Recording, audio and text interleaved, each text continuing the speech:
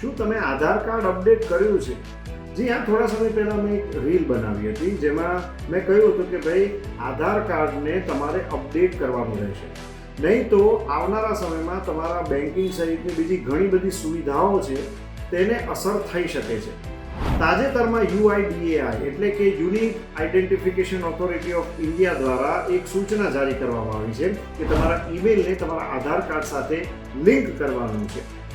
હવે આના ફાયદા કે આના કરવાનું કારણ શું છે? તો કે ભાઈ જે કોઈ આધાર કાર્ડને લગતી માહિતી હશે ને તે તમને તમારા ઈમેલ દ્વારા મળશે. તેમાં કોઈ પણ પ્રકારના ફેરફાર, તેની કોઈ પણ ચેતવણી કે અન્ય અગત્યની સૂચનાઓ છે તેને તરત જ તમારા ઈમેલ દ્વારા સરકાર દ્વારા મોકલવામાં આવશે. હવે આધાર કાર્ડને ઈમેલ સાથે લિંક કરવા માટે અત્યાર સુધી ₹75નો ચાર્જ લેવામાં આવતો હતો, પરંતુ 1 જુલાઈ 2026 થી 31 ડિસેમ્બર 2026 સુધી આ અપડેટ તમે ફ્રીમાં કરી શકશો.